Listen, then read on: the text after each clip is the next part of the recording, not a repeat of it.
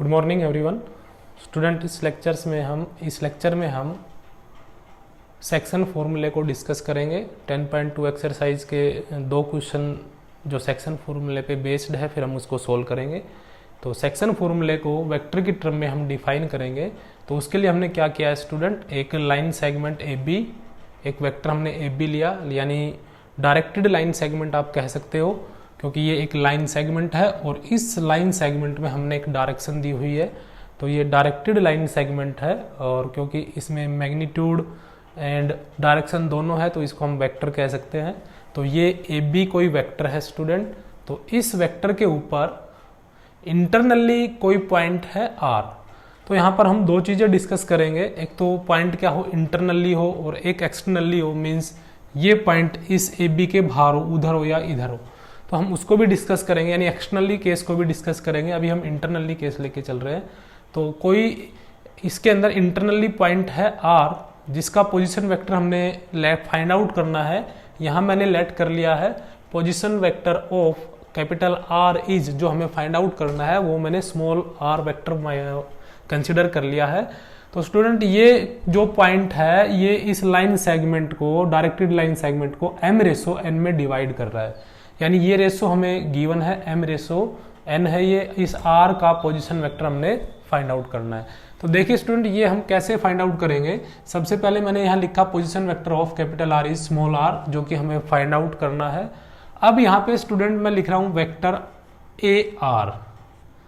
तो देखिए स्टूडेंट, जब किसी वेक्टर का वेक्टर की वैल्यू हमें निकालनी हो, वेक्टर हमें फाइंड आउट करना हो, और उसके दोनों पॉइंट दे रखे हो, स्टार्टिंग पॉइंट भी दे रखा हो, यानी इनिशियल पॉइंट भी दे रखा हो, और टर्मिनल पॉइंट भी दे रखा हो। तो जैसे कि हम बात कर रहे हैं ए आर वेक्टर की इस डायरेक्शन में, तो इसका ये हो गया स्टूडेंट इनिशियल पॉइंट और ये हो गया टर्मिनल पॉइंट। तो जब पॉइंट के पोजीशन वेक्टर दे रखे हो तो हम वो वेक्टर फाइंड आउट कर सकते हैं। और वो कैसे फाइंड आउट होगा, पोजीशन वेक्टर ऑफ जो टर्मिनल पॉइंट है वो, उसमें से पोजीशन वेक्टर हम माइनस कर देंगे किसका, जो इनिशियल पॉइंट है वो। तो हमारे पास इस तरीके से वो वेक्टर आ जाएगा। तो यहाँ पर ए आर वेक्टर क्या आएगा, आर का जो पोजीशन वेक्टर है वो हमने कंसिडर किया हुआ है small R vector, minus position vector of A small A vector. इसको आप फर्स्ट इक्वेशन नाम दे दीजिए। सिमिलरली स्टूडेंट, अब हम R B vector find out करेंगे। ये वेक्टर हमने फाइंड आउट कर लिया है, अब हम ये वेक्टर फाइंड आउट करेंगे। अब इस वेक्टर को देखिए, बिल्कुल यही हम कंसेप्ट यूज करेंगे। ये टर्मिनल पॉइंट हो गया आर बी वेक्टर में, ये इनिशियल पॉइंट हो गया और ये टर्मिनल पॉइंट हो गया।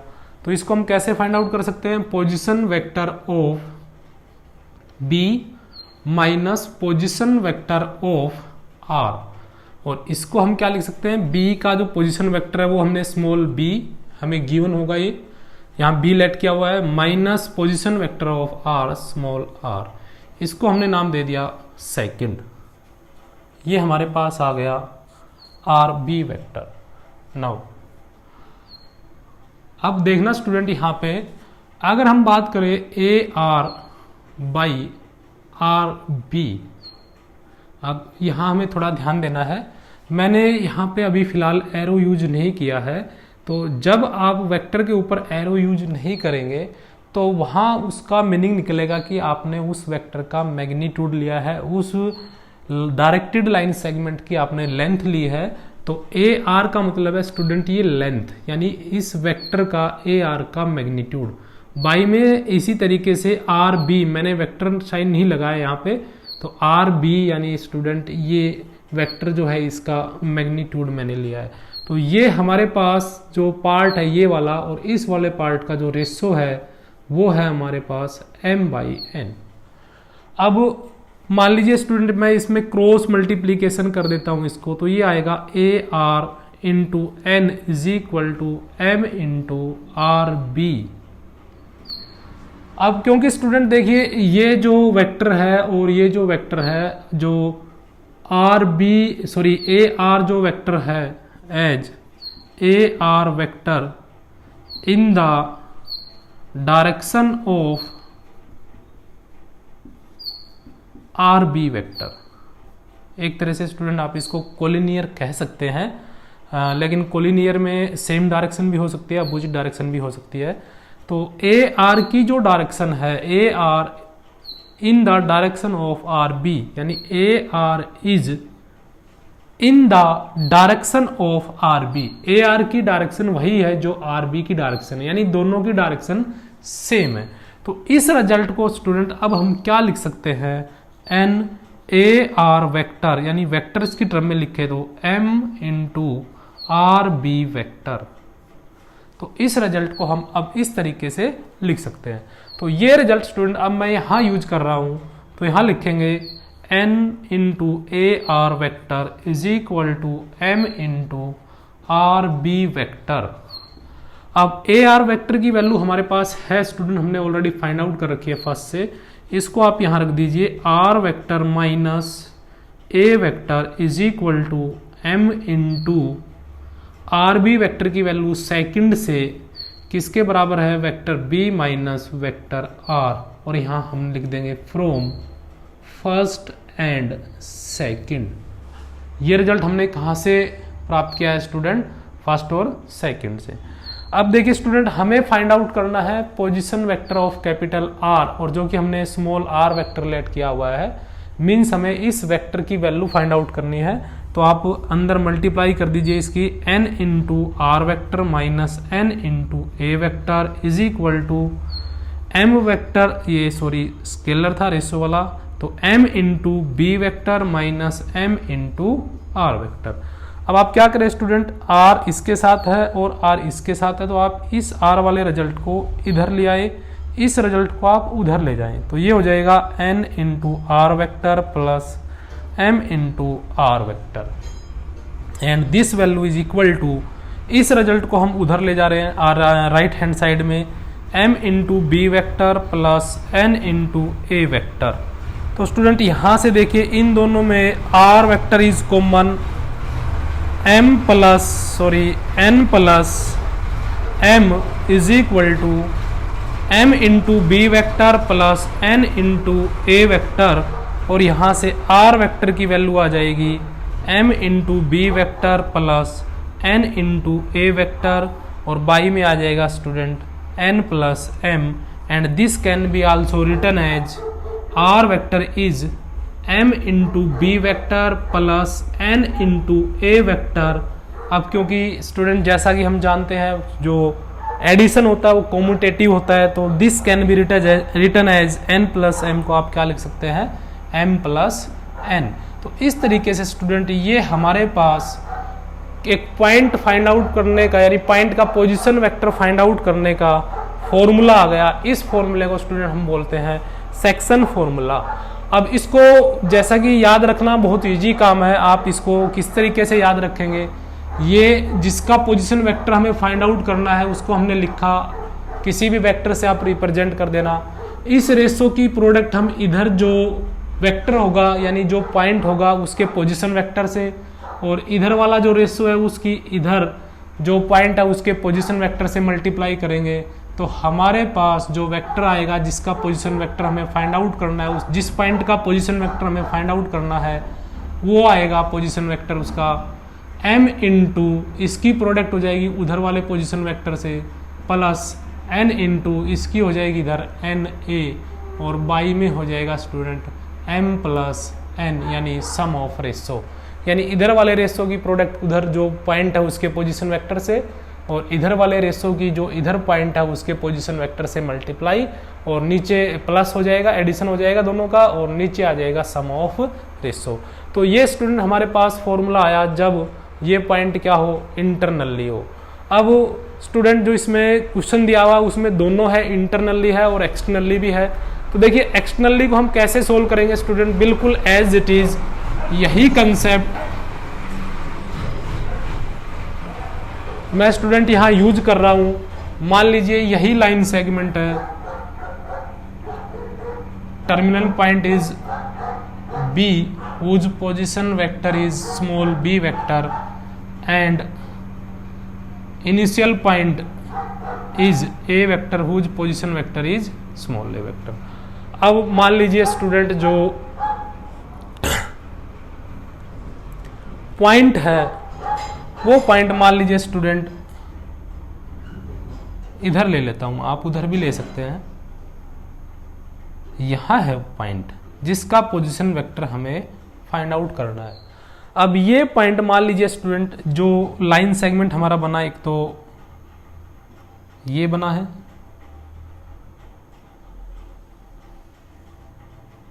और एक स्टूडेंट लाइन सेगमेंट बन गया ये। देखिए स्टूडेंट, इसको आप थोड़ा ध्यान से देखिए, क्योंकि हमें जो पॉइंट है वो हमने एक्सटर्नली लिया है, यानी ये जो लाइन सेगमेंट था इससे हमने बाहर लिया है, तो इधर मैंने एक्सटर्नली ले लिया है, क्योंकि पॉइंट ये डिवाइड कर रहा है किस किस को, इस लाइन सेगमेंट को और इस पूरे लाइन सेगमेंट को। तो यहां हमें स्टूडेंट अब फाइंड आउट करना है कि इस एक्सटर्नल पॉइंट का पोजीशन वेक्टर क्या आएगा।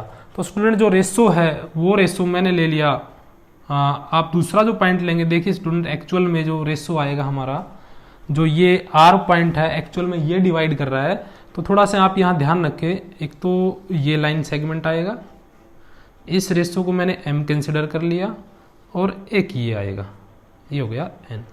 आप ये पार्ट क्यों नहीं ले सकते, क्योंकि देखिए स्टूडेंट इस पार्ट के अंदर कहीं भी आर वेक्टर नहीं आया है जो कि इसको डिवाइड कर रहा था, तो हमें वो लाइन सेगमेंट लेने हैं जिसमें आर इंक्लूड हो, क्योंकि डिवाइड कौन कर रहा है, आर कर रहा है।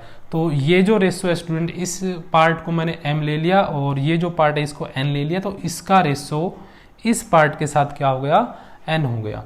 अब हमें स्टूडेंट फाइंड आउट करना है पोजीशन वेक्टर ऑफ आर। तो देखिए ये अब हम कैसे फाइंड आउट करेंगे, बिल्कुल यही जो कंसेप्ट अभी हमने यूज किया है हम वही यूज करेंगे। सबसे पहले मैं फाइंड आउट कर रहा हूं position vector, vector R B, ये वेक्टर आर बी वेक्टर।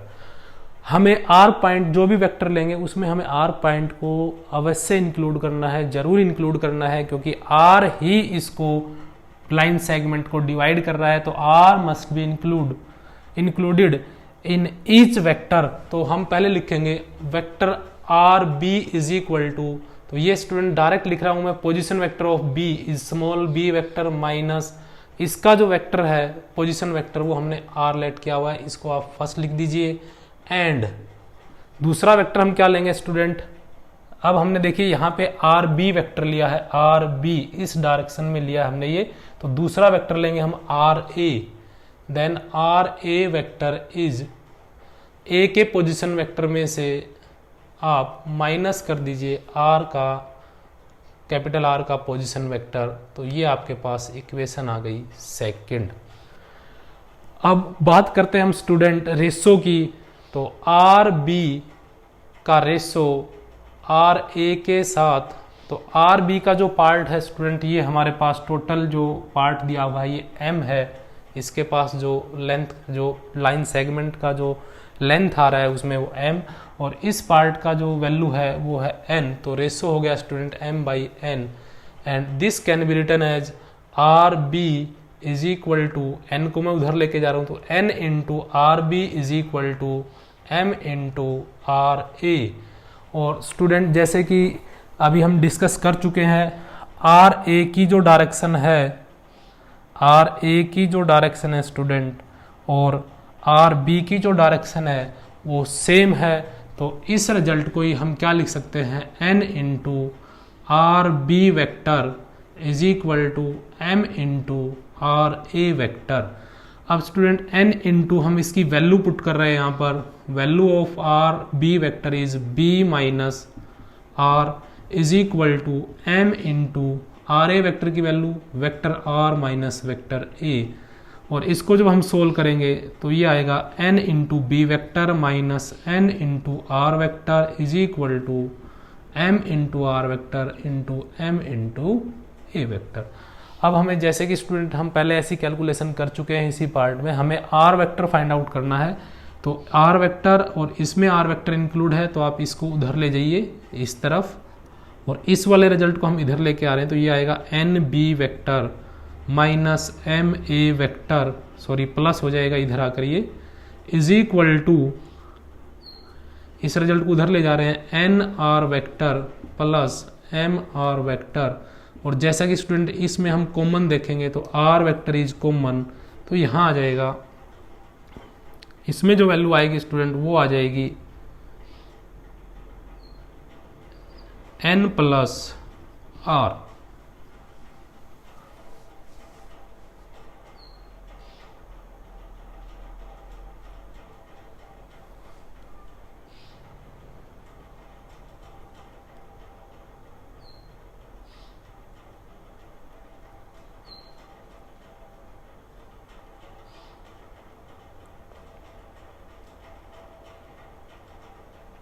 यहाँ में जो थोड़ी सी कैलकुलेशन में मिस्टेक कर दी थी स्टूडेंट, वो क्या थी देखिए, एक हमने वेक्टर लिया था आर बी और एक वेक्टर हमने लिया था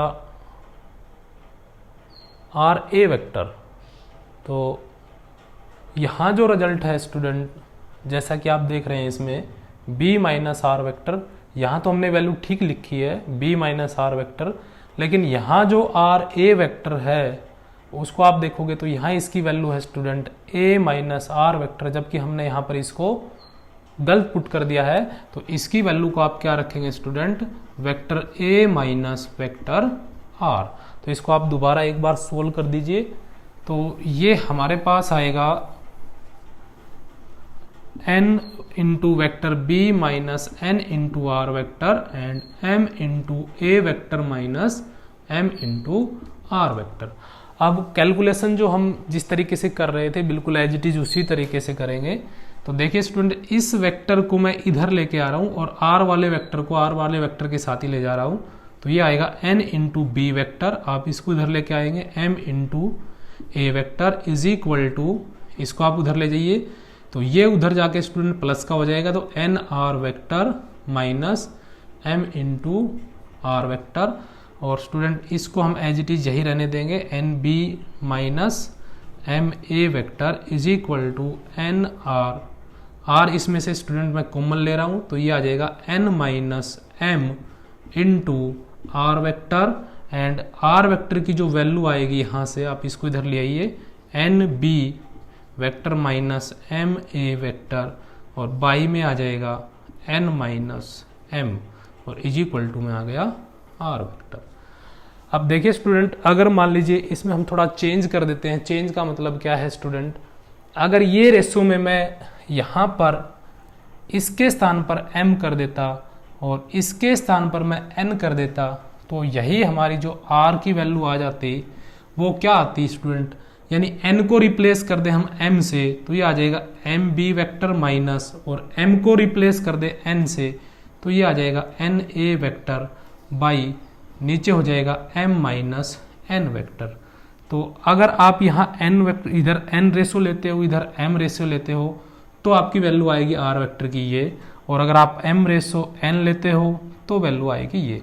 अब देखिए स्टूडेंट, आप ये भी याद रख सकते हैं, ये भी याद रख सकते हैं, ऐसा मैंने इसकी बजाय मैंने ये क्यों लिया है, क्योंकि इससे क्या होगा, इंटरनली और जो हमने एक्सटर्नली पोजीशन वेक्टर निकाला है और इंटरनली जो पोजीशन वेक्टर निकाला उनमें कुछ सिमेट्री बन जाएगी, बाकी और कोई रीजन नहीं है। आप ये फॉर्मूला यूज कर सकते हैं, आप ये फॉर्मूला भी यूज कर सकते हैं। तो इस तरीके से स्टूडेंट हमारे सामने एक्सटर्नली और इंटरनली के दो फॉर्मूले आ गए। तो इसको अब हमने स्टूडेंट याद कैसे रखना है, मान लीजिए स्टूडेंट मैं यहाँ पर रेशो जो है वापिस दोबारा वही ले रहा हूँ जो एक्चुअल रेशो हमने लिया था अभी इसमें, तो आप और करके ये भी लिख सकते हैं इधर।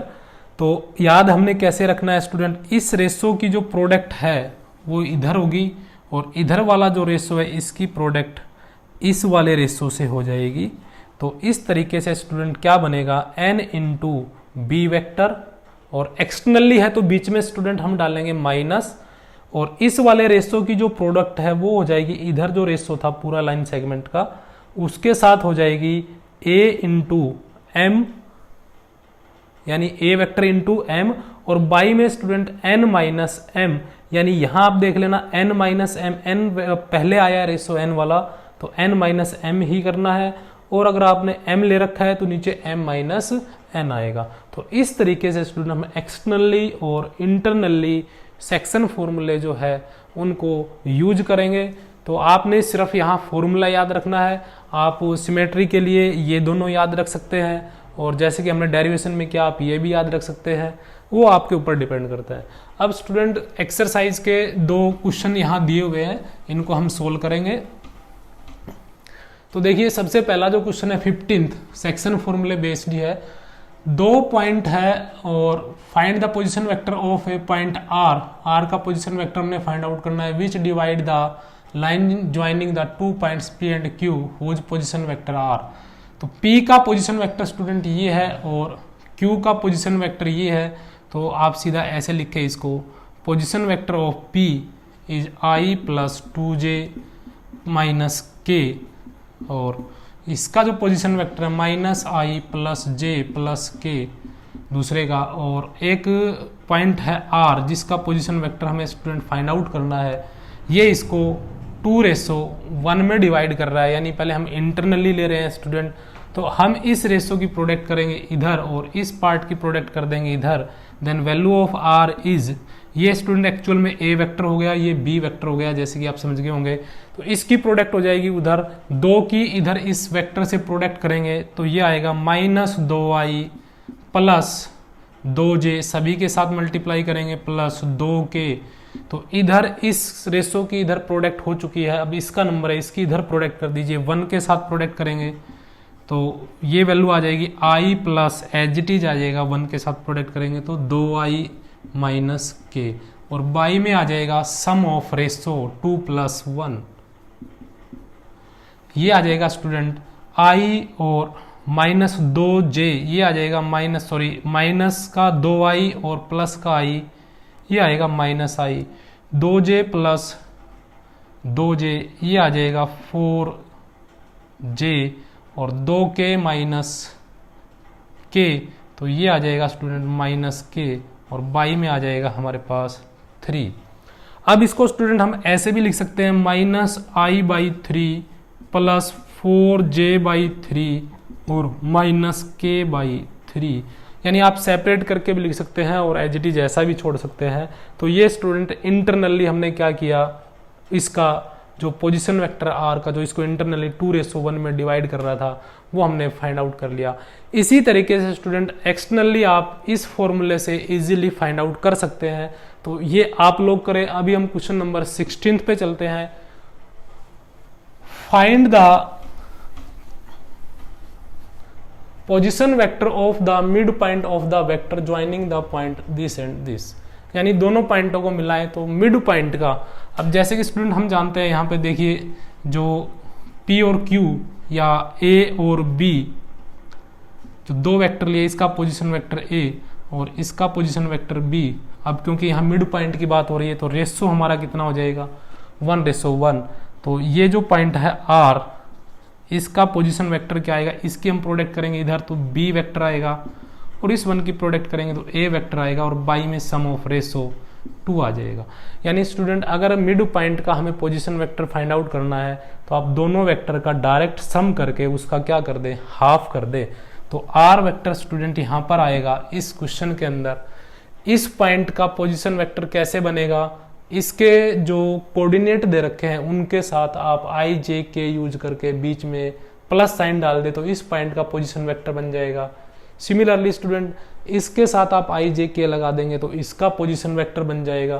तो position vector of P point ये आएगा student 2i plus 3j plus 4k, और प्लस में student position vector of Q आप i j k लगा के इनके साथ x कोऑर्डिनेट के साथ, y कोऑर्डिनेट के साथ, j कोऑर्डिनेट के साथ, और बीच में प्लस का साइन डाल दे तो ये आएगा 4i plus 1j plus -2k, और बाई में स्टूडेंट हम डाल देंगे सम ऑफ रेशो यानी 2।